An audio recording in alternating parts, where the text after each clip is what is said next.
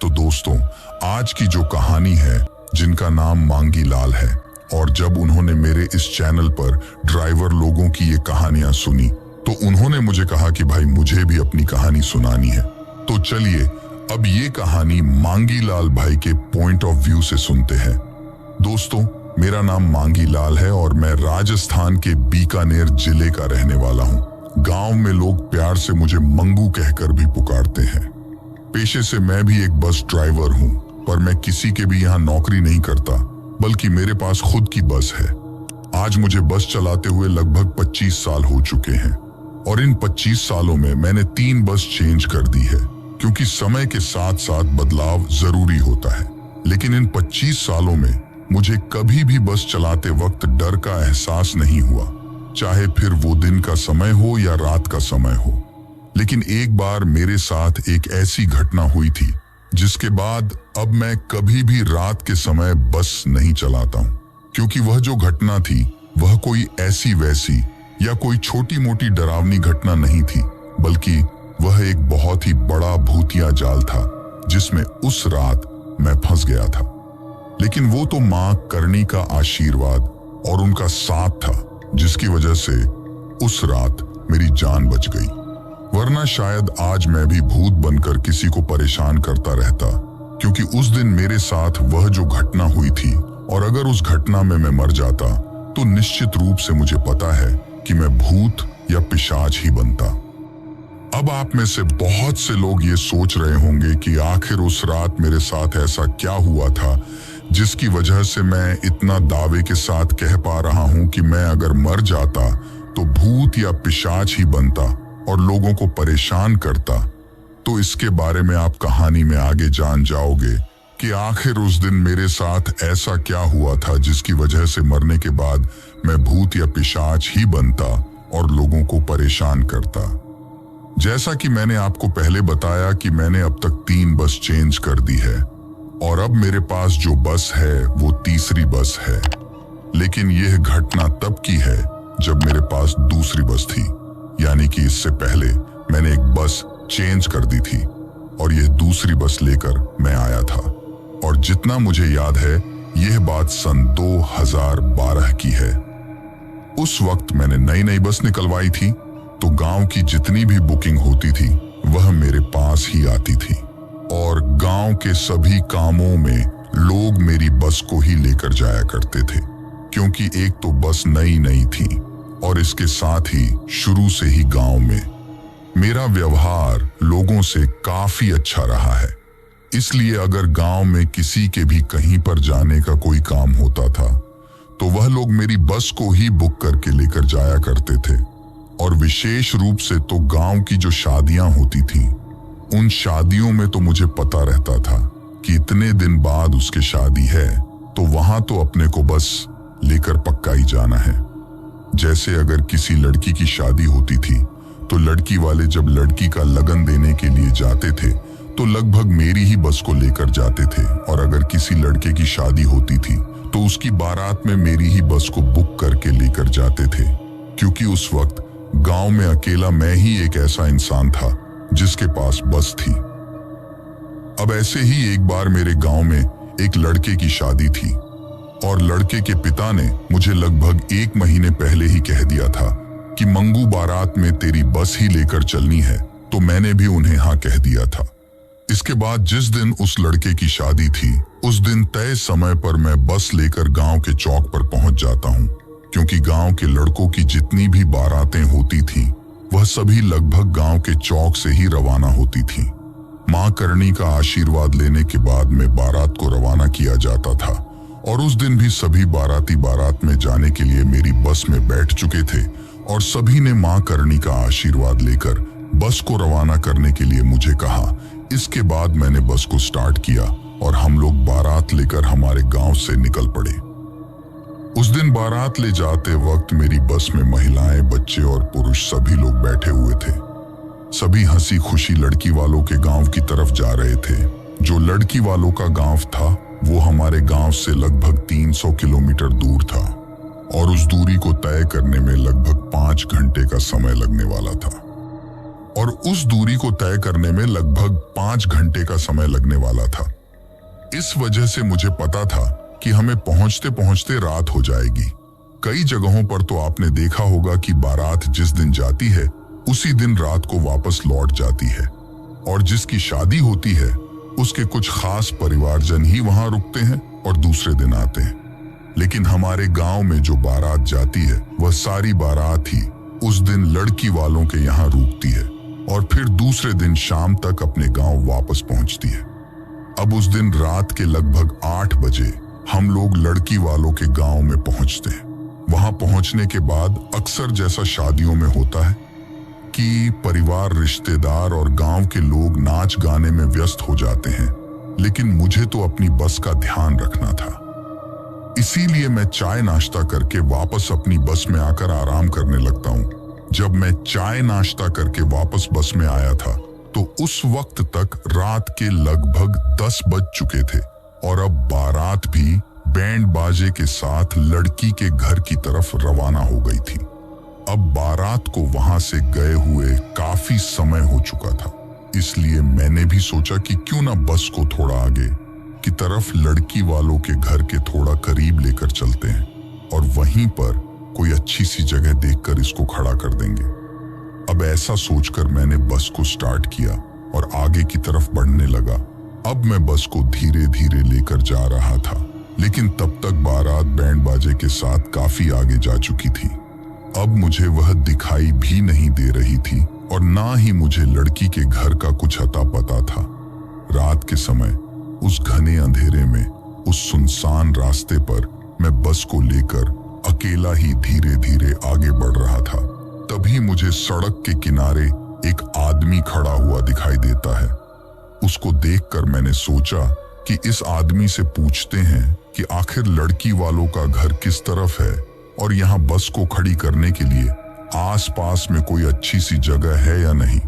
यही सोचकर मैं अपनी बस को उस आदमी के पास ले जाकर रोकता हूँ और बस में बैठे बैठे ही उस आदमी से पूछता हूँ कि यहाँ बस को खड़ी करने के लिए कोई अच्छी सी जगह कहाँ पर है और वहां से लड़की का घर कितनी दूर है। तभी उस आदमी ने मुझसे कहा कि आगे जाकर घुमाव में एक पीपल का पेड़ आएगा। उस पीपल के पेड़ के आसपास खुला मैदान है, आप वहीं पर बस को खड़ी कर देना और वहां से लगभग 10 मिनट की दूरी पर ही उस लड़की का घर है जिसकी आज शादी है। तो आप पैदल चलकर 10 मिनट में लड़की के घर पहुंच जाओगे। तब मैंने उस आदमी को शुक्रिया कहा और बस को लेकर उसने जिस तरफ बताया था उस तरफ निकल पड़ा। लेकिन मुझे उस आदमी को देखकर कुछ अजीब सा एहसास हुआ। जब मैंने उस आदमी को सड़क पर खड़े हुए देखा था तो उसने अपने हाथ में एक लालटेन ले रखी थी और एक कंबल ओढ़ रखा था। दूर से उसे देखकर मैंने सोचा कि आखिर इस जमाने में भी लालटेन को कौन काम में लेता है।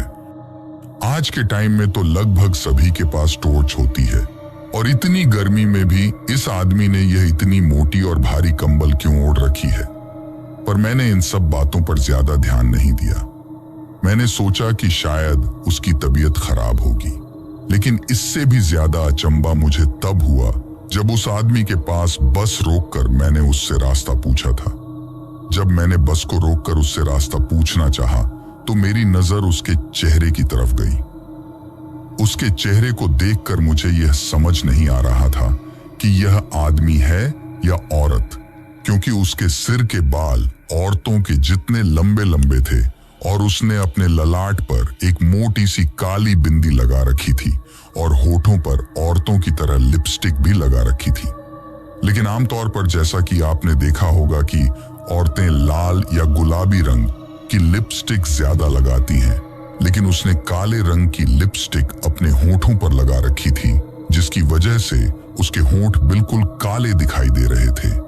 एक पल के लिए तो जब मैंने उसका चेहरा अचानक से देखा था तो मैं थोड़ा डर गया था, पर अब उससे रास्ता पूछने के बाद मैं बस को लेकर आगे बढ़ने लगा था।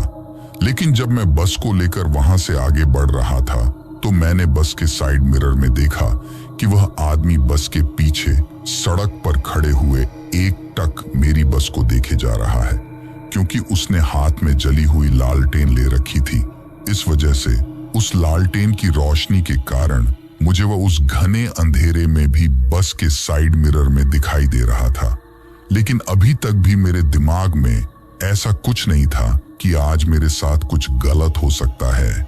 मुझे सब कुछ नॉर्मल लग रहा था। अब जैसा कि उसने मुझे बताया था, ठीक वैसे ही आगे जाने के बाद रास्ते पर एक घुमाव आता है और वहीं पर एक पीपल का पेड़ मुझे दिखाई देता है और उसके नीचे कुछ साफ सी जगह भी दिखाई देती है। तो मैं इस पीपल के पेड़ के नीचे अपनी बस को खड़ी करके वहां से पैदल ही लड़की के घर की तरफ खाना खाने के लिए निकल पड़ता हूँ। अब वहां से कुछ देर पैदल चलने के बाद मुझे दूर से ही लड़की वालों का घर दिखाई देने लगता है, क्योंकि जैसा कि आप जानते हैं कि जिस घर में शादी होती है उसमें कई प्रकार की सजावटें करके उसको सजाया जाता है।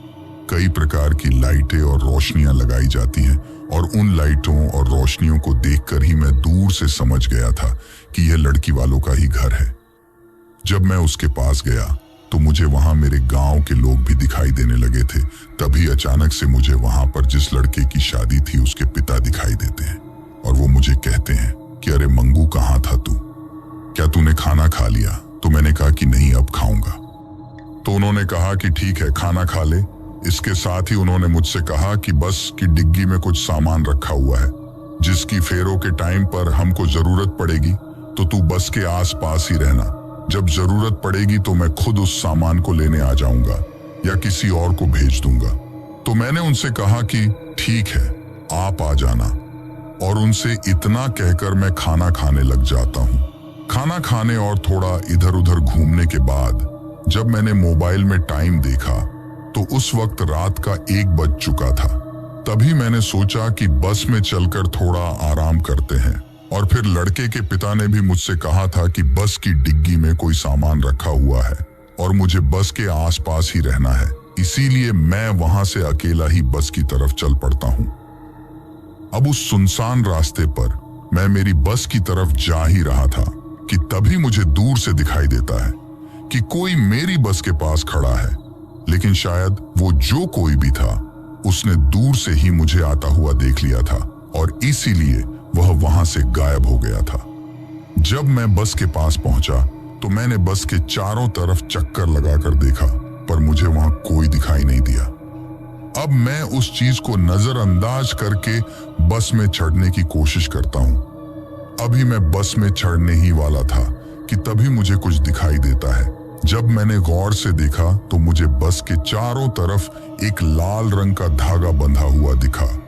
फिर मैंने बस के चारों तरफ एक बार फिर से चक्कर लगाया तो वह धागा पूरी बस के चारों तरफ बंधा हुआ था। यह देखकर मैंने सोचा कि आखिर यह लाल धागा किसी ने बस के चारों तरफ क्यों बांधा होगा, क्योंकि जब मैं वहां से गया था तब तो वह धागा बस के चारों तरफ नहीं था। फिर मैंने सोचा कि शायद किसी बच्चे ने शैतानी की होगी, लेकिन उस वक्त मैं एक बहुत बड़ी गलती कर देता हूं कि उस धागे को तोड़कर फेंकने की बजाय मैं बस में चढ़कर आराम करने लगता हूं। अभी मैं बस में आराम कर ही रहा था कि तभी मुझे ऐसा एहसास होता है कि जैसे बस की छत पर कोई चल रहा है। उसके चलने के कदमों की आवाज मुझे स्पष्ट रूप से सुनाई दे रही थी। तभी मैंने सोचा कि मैंने इस पीपल के पेड़ के नीचे बस खड़ी कर रखी है तो शायद कोई बंदर वगैरह होंगे जो बस की छत पर उछल कूद कर रहे होंगे।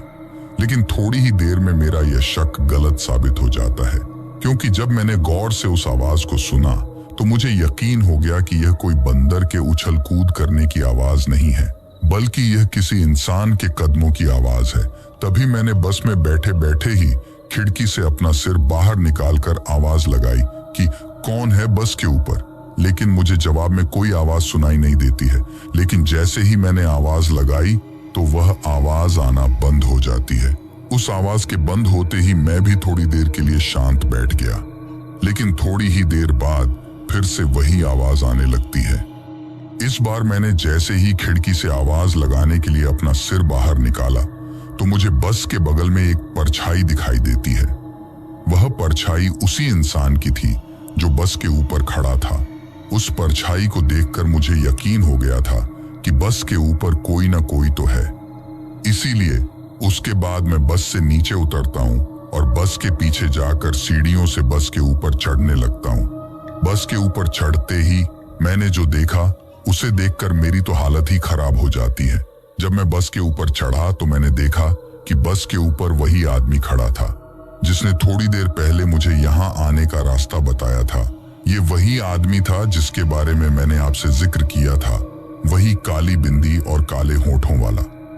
बस के ऊपर चढ़कर मैंने उससे कहा कि तुम मेरी बस के ऊपर क्या कर रहे हो, तो इस पर वह एकटक मुझे घूरे जा रहा था और ना ही मुझसे कुछ बोल रहा था।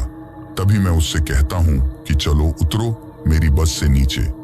मेरे इतना कहने पर वह आदमी कहता है कि ठीक है, और इतना कहकर वह आदमी जोर जोर से हंसने लगता है।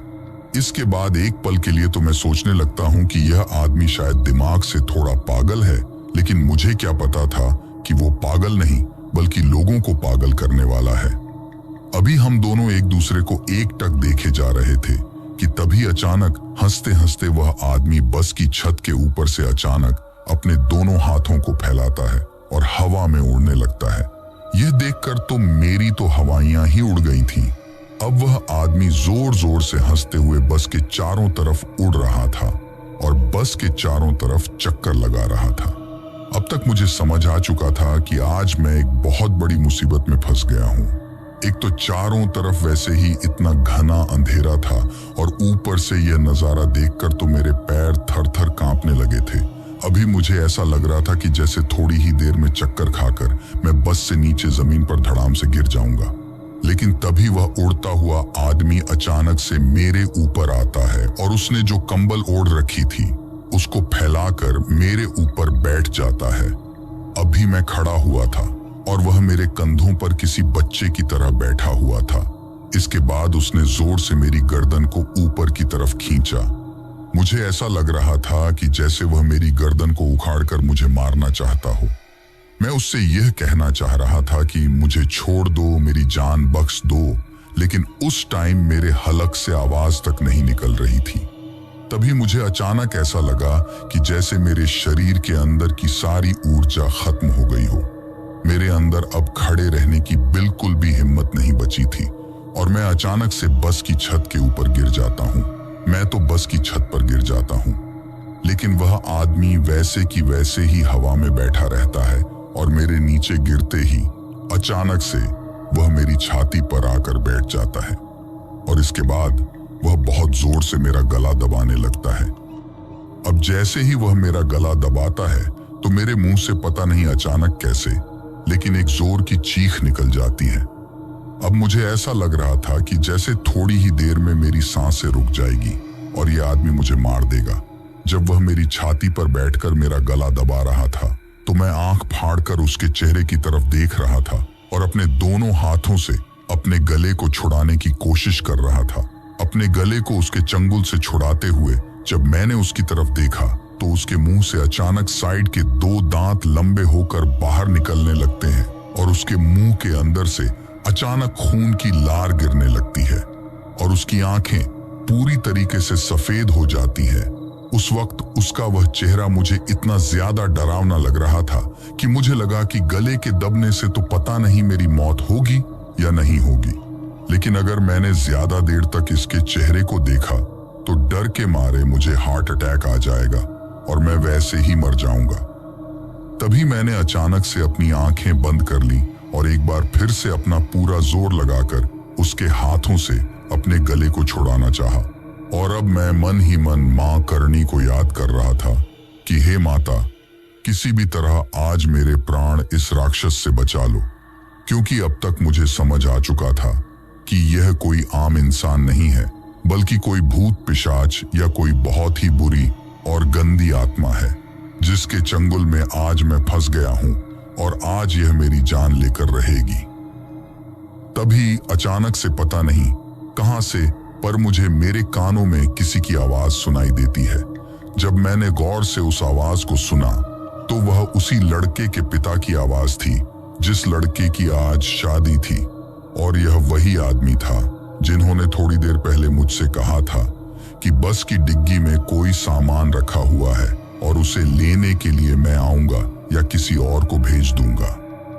अब उनकी आवाज को सुनकर मैंने सोचा कि मेरे पास मेरी जान बचाने का सिर्फ यही मौका है, और अगर मैंने इस मौके को भी गवा दिया तो आज मैं पक्का मर जाऊंगा। इसके बाद मैंने अपने एक हाथ से जोर जोर से उस बस की छत को पीटना शुरू किया ताकि इसकी आवाज उनके कानों तक पहुंचे और उन्हें पता चल सके कि मैं बस की छत के ऊपर हूं। लेकिन पता नहीं क्यों मेरे इतना जोर जोर से उस बस की छत को पीटने के बावजूद भी उन तक इसकी आवाज पहुंच नहीं रही थी, और वह बार बार मेरा नाम लेकर वहां आवाज लगा रहे थे। तभी मैंने सच्चे मन से और पूरी श्रद्धा के साथ मां करने को याद किया कि हे माता रानी, अब तुम ही मेरा आखिरी सहारा हो।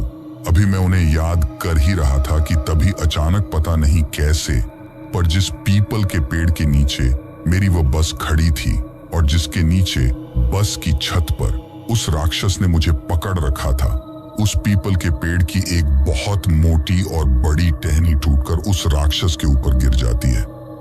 उस बड़ी सी टहनी के टूटते ही वह राक्षस उसके नीचे दब जाता है। लेकिन आश्चर्य की बात यह थी कि उस टहनी से मुझे कुछ भी नुकसान नहीं पहुंचता है और ना ही मैं उसके नीचे दबता हूं। इसे मैंने माता रानी का आशीर्वाद ही समझा और मैंने तुरंत अपनी जान बचाने के लिए उस बस के ऊपर से नीचे छलांग लगा दी। जैसे ही मैं उस बस से छलांग लगाकर नीचे जमीन पर कूदा तो मुझे मेरे शरीर में ऐसे महसूस हुआ कि जैसे पूरी की पूरी ऊर्जा मेरे शरीर के अंदर वापस आ गई हो। तभी उस लड़के के पिता मेरे सामने खड़े थे और मैंने उन्हें फटाफट वहां से निकलने के लिए कहा और मैं उनके साथ उनका हाथ पकड़े हुए वहां से बस लड़की के घर की तरफ दौड़े जा रहा था, और वह बार बार मुझसे पूछ रहे थे कि हुआ क्या है, मुझे ये तो बताओ। फिर जब हम लोग उस लड़की के घर के काफी करीब पहुंच गए और वहां पर काफी और लोग भी थे, तब वहां जाकर मैंने सारी बात उस लड़के के पिता को बताई, जो शुरू से वहां पर मेरे साथ हुई थी, और थोड़ी ही देर में यह बात आग की तरह वहां सभी तक फैल गई। फिर उस गांव के कुछ बड़े बुजुर्ग लोगों ने हमें बताया कि आप एक बहुत बड़ी मुसीबत से बचकर आए हो, वरना आज आपकी जान बचाने वाला कोई नहीं था। तभी मैंने उनसे कहा कि जिसके सर पर मां करणी का आशीर्वाद हो और जिसके साथ मां करणी का साथ हो, उसका कोई कुछ भी नहीं बिगाड़ सकता। उन गांव वालों ने हमें बताया कि वह एक तांत्रिक था और यह उसी तांत्रिक की आत्मा थी जो आज से कुछ साल पहले मर चुका है। दरअसल उन्होंने हमें बताया कि आज से कुछ साल पहले इस गांव के बगल में जो पहाड़ी है, उसके ऊपर एक तांत्रिक रहता था और वह रोज गांव में भिक्षा लेने के लिए आता था। वह ऐसे ही रोज गांव में भिक्षा मांगकर खाता था। तभी एक दिन भिक्षा लेते वक्त अचानक उसकी नजर गांव की एक लड़की पर पड़ती है और उसे देखकर वह मोहित हो जाता है, और उस लड़की को पाने के लिए वह अपनी तंत्र विद्या शुरू कर देता है। इसके बाद जब वह तांत्रिक उस लड़की के घर पर भिक्षा मांगने के लिए जाता है तो संयोग से एक दिन उस लड़की की तबीयत थोड़ी खराब थी, और यह बात उस लड़की की मां उस तांत्रिक को बताती है। तो उस तांत्रिक को भी एक अच्छा मौका मिल गया उस लड़की को अपने वश में करने का, और उसने उसकी मां को एक धागा दिया और कहा कि इस धागे को लड़की के हाथ में बांध देना, उसके बाद उसकी तबीयत सही हो जाएगी।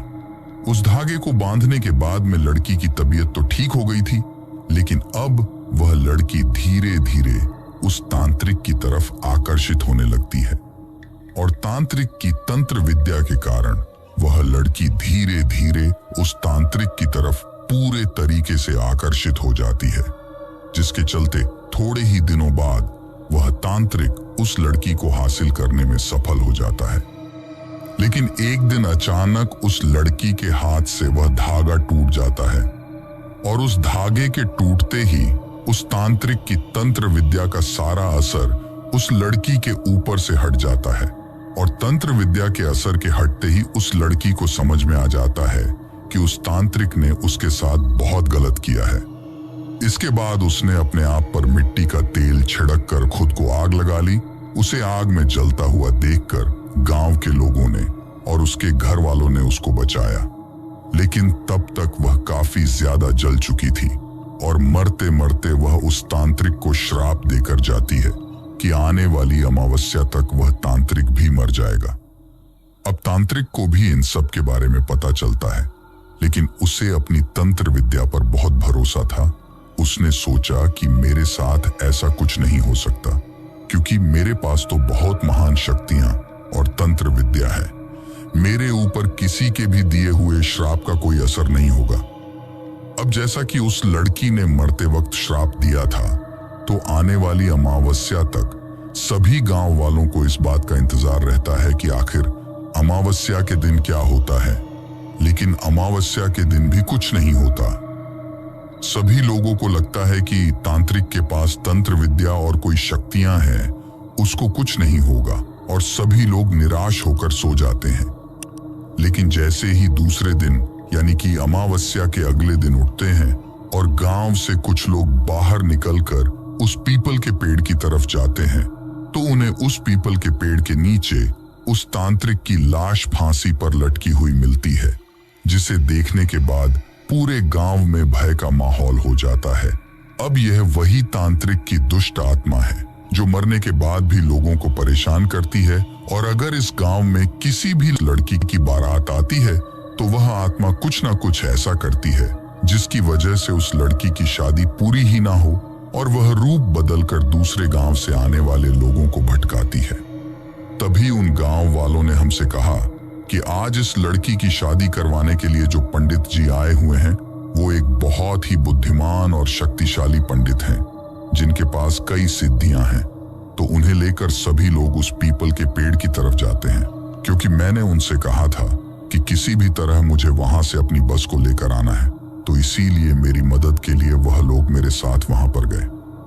लेकिन उन पंडित जी ने बस को देखते ही दूर से ही कह दिया था कि कोई भी इंसान बस को हाथ नहीं लगाएगा। अगर वह बस को हाथ लगाएगा तो वह अपनी जान से हाथ धो बैठेगा। क्योंकि जैसा कि मैंने आपको शुरू में बताया था कि जब मैं उस बस में चढ़ने के लिए आया था, तो मुझे उस बस के चारों तरफ एक लाल धागा बंधा हुआ दिखा था। उसे उस तांत्रिक की दुष्ट आत्मा ने ही बांधा था। फिर पंडित जी ने वहां पर अपने कई मंत्र वगैरह पढ़े और उन्होंने ही उस धागे को अपनी शक्तियों से खोला। इसके बाद कई लोगों ने बस के ऊपर चढ़कर देखा तो बस के ऊपर एक राख का ढेर पड़ा हुआ था, जैसे कि वहां पर कोई चीज जली हो। लेकिन आश्चर्य की बात यह थी कि उस वक्त जिस टहनी के टूटने की वजह से मेरी जान बची थी, अब वह टहनी बिल्कुल वैसे की वैसे ही उस पेड़ पर थी, यानी कि वह टूटी हुई नहीं थी। तब पंडित जी ने बताया कि यह तो माता करणी का ही चमत्कार था, जिन्होंने तुम्हारी जान बचाई। और उस राख के बारे में पंडित जी ने कहा कि माता रानी ने शायद उस तांत्रिक की दुष्ट आत्मा का हमेशा हमेशा के लिए ही निपटारा कर दिया है। इसी वजह से तुम्हारी बस की छत के ऊपर यह राख पड़ी हुई है। तभी पंडित जी ने वहां पर गंगा जल और गोमूत्र मंगवाया और उस गंगा जल और गोमूत्र से उस बस के ऊपर जो राख पड़ी हुई थी उसको वहीं पर हटाया और उस पूरी बस की वहीं पर धुलाई करवाई। आपको जानकर हैरानी होगी कि ये सब रात के 3 बजे के वक्त उस घने अंधेरे में उस पीपल के पेड़ के नीचे हो रहा था। और सारी क्रियाविधि करने के बाद पंडित जी के साथ ही मैं उस बस को लेकर उस लड़की के घर पर आया और उसके बाद पंडित जी ने लड़की की शादी करवाई। गांव से वापस आते वक्त भी गांव वालों ने हमें उस रास्ते से वापस नहीं आने दिया, बल्कि उन्होंने गांव के दूसरे रास्ते से हमें रवाना किया। और उस दिन के बाद में तो कई दिनों तक मैं बीमार भी रहा था, पर मैंने बार बार मां करणी के धाम पर फेरी लगाई, जिसकी वजह से थोड़े ही दिनों में मेरी तबीयत ठीक हो गई थी। लेकिन उसके बाद कई दिनों तक मैंने बस नहीं चलाई थी और फिर किसी ने मुझसे कहा कि अब तुम इस बस को बेच दो तो तुम्हारे लिए ठीक रहेगा। फिर उसके बाद मैंने उस बस को बेच दिया था और उसके बाद मैं यह तीसरी बस लेकर आया था, जिसे लाए हुए आज लगभग 10 साल हो चुके हैं। उस दिन तो मां करणी के आशीर्वाद की वजह से मेरी जान बच गई, लेकिन आपको भी मेरे साथ हुए इस डरावने हादसे से सबक लेना चाहिए और किसी भी अनजान जगह पर किसी भी अनजान आदमी से बातचीत नहीं करनी चाहिए। तो दोस्तों, ये थी हमारी आज की कहानी। कहानी आपको कैसी लगी कमेंट बॉक्स में कमेंट करके जरूर बताना। फिलहाल चलता हूँ, बस आप अपना और अपने परिवार का ख्याल रखें। और अगर अभी तक भी चैनल को सब्सक्राइब नहीं किया है तो कृपया करके चैनल को सब्सक्राइब कर लीजिए। आपका ये छोटा सा सहयोग हमें आपके लिए ऐसी ही कहानियां लाने के लिए प्रोत्साहित करता है।